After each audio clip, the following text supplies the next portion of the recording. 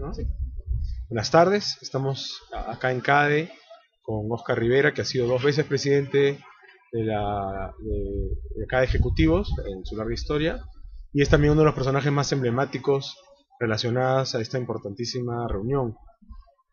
Oscar, en la edición impresa de Semana Económica tuviste la generosidad de darnos una entrevista donde hablamos un poco sobre la historia de CADE.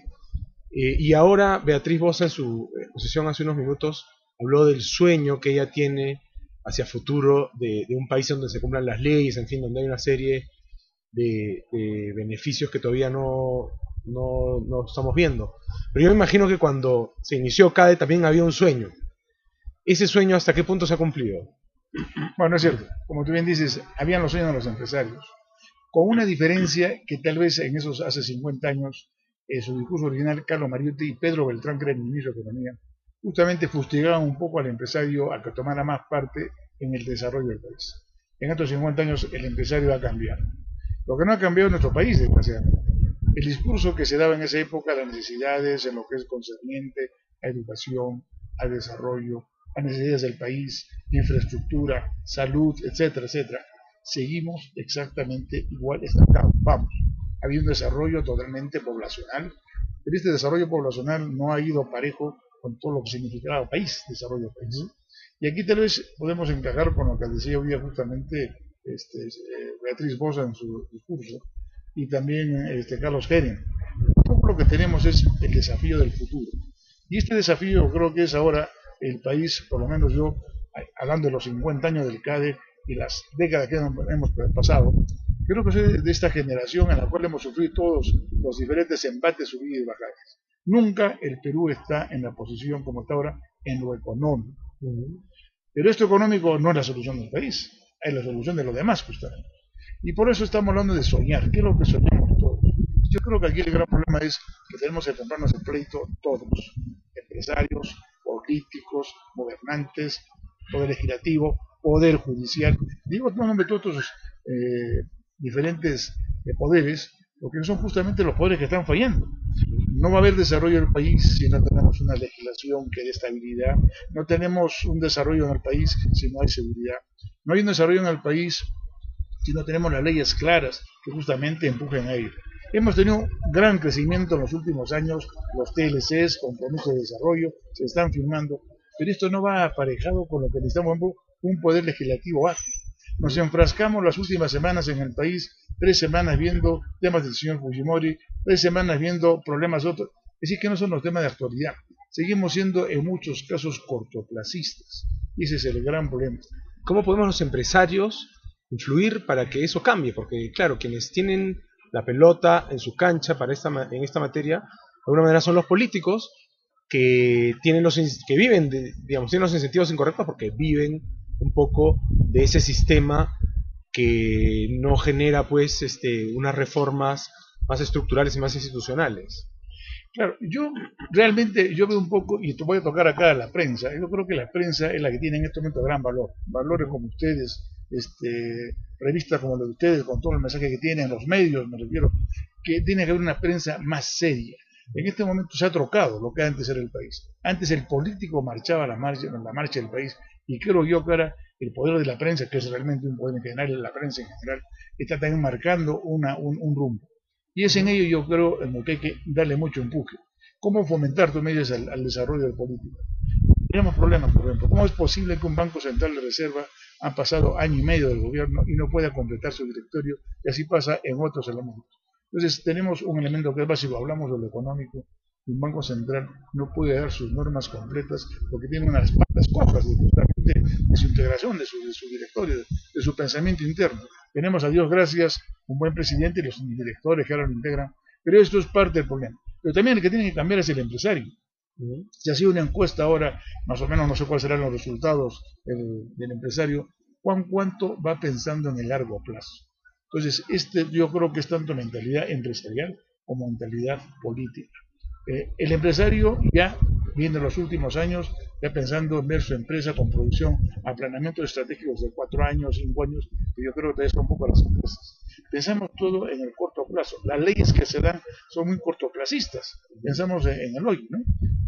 No estamos pensando qué va a pasar acá 15, 20 años. En eso viene la ley de educación, una serie de partes de lo que es sector gobierno. Pero creo que el empresariado aquí también tiene gran responsabilidad. Sí, claro, perdona que te interrumpa. Si a los empresarios nos conviene que haya una institucionalidad sólida, partidos políticos, etcétera, ¿cómo hacemos para traducir eso en acción que coadyuve a fomentar esa institucionalidad? Yo creo que lo que se tiene que establecer son puentes de confianza. Yo creo que lo que está pasando es de confianza por ambos lados. Y esta desconfianza viene en que repercute en el desarrollo del país. Antes había una entrevista que estaban teniendo ustedes y se hablaba un poco en lo que es vinculado con la informalidad. Cierto, la informalidad, hablamos por ejemplo de la minería, y el pecado lo cometemos nosotros mismos, los empresarios, el del gobierno y todos. No se habla de informalidad, sino se habla de la minería, la pequeña y minería artesanal. La minería artesanal.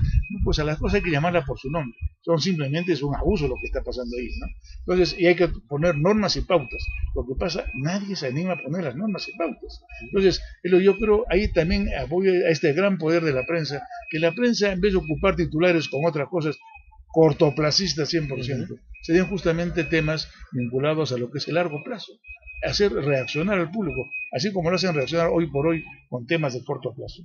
Yo creo que tenemos que ir educando, y qué mejor medio para educar es justamente los medios de comunicación en general. Yo doy, creo, gran responsabilidad a ello, y por otro lado, como decían antes, es el perder los miedos, ¿no? En esto, tanto en inversión, en todo lo que viene por delante, en llevar inversión Estado, sector privado adelante, es una cosa que tiene el futuro, el país, el gobierno lo puede hacer todo. Tradicionalmente se piensa que hay determinados bienes públicos que solo pueden ser proveídos por el Estado. Y hoy día estamos viendo que hay una especie de revolución privada en temas como educación, tanto escolar como superior, y salud. Entonces, de alguna manera no está pasando que los empresarios están ya dejando de, lo que decía Carlos Geren también hace un rato, ¿no? De decir, bueno, el Estado cumple su labor y han dicho, bueno, nosotros vamos a hacerlo como sabemos hacerlo, con fines de lucro, pero lo vamos a hacer. ¿Y tú tienes alguna esperanza de que eso sea una revolución de la educación y de la salud en el Perú?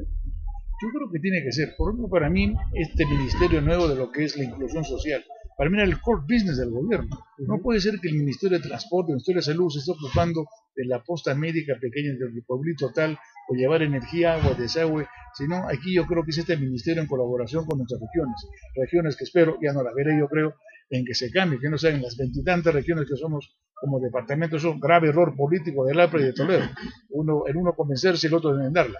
Pero el Perú tiene que cambiar en ese sentido. Entonces tenemos una mayor integración. Hablamos de integración internacional, mercados globalizados, e internamente también no estamos globalizados. Porque justamente lo que nos va a globalizar son tener regiones más compactas, la rica con la pobre compartir. Eso nos va a dar una riqueza bárbara. Y creo que el empresario ha cambiado tremendamente. Yo recuerdo, Gonzalo, un artículo tuyo hace muchos años, hablabas de que por qué las prisiones, las cárceles, no estaban en poder sector privado como están en otros países. Son cambios que tenemos que hacer. Pero son una serie de paradigmas que tenemos en los cuales no puede ser, ¿no? Tanto hay que cambiar por ambos lados, yo creo, ¿no? Y la población ha cambiado. Todo este movimiento de emprendedorismo que se está viendo en el Perú, la autoestima que ha venido aparejada del boom gastronómico. Desde un punto de vista sociológico, tú, con toda tu experiencia, además la experiencia bancaria que has tenido tú en las microfinanzas, ¿crees que hemos cambiado los peruanos? Va cambiando poco a poco. Yo creo que para bien.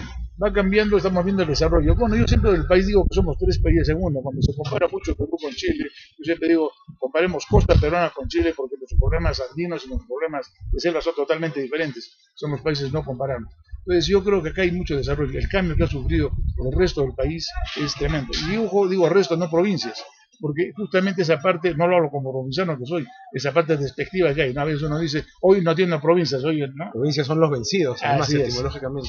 Entonces tú ves este desarrollo del norte, sobre todo norte del sur del país, en la costa, Huancayo, la parte sierra, Arequipa, etcétera. Ves un desarrollo tremendo. Está la gente, yo creo, el sostén económico del país justamente en base al consumo interno del país. Y este consumo interno es gracias a este desarrollo que hay, pero tenemos que dar pasos muy rápidos. El gobierno tiene que razonar muy rápidamente. El tren pasa una sola vez. Si no tenemos estos 2, 3 o próximos años para invertir en todo lo que es infraestructura, se nos va a pasar el tren y habrá otro CADE dentro de 50 años y dirán, como yo dije ahora, espero que no sea así. Hace 50 años hablamos de tal cosa y todo sigue pendiente, ¿no? Así es. Bueno, esperemos que así no sea. Muchas gracias, Oscar, por tu valioso tiempo y muchas gracias a nuestros televidentes.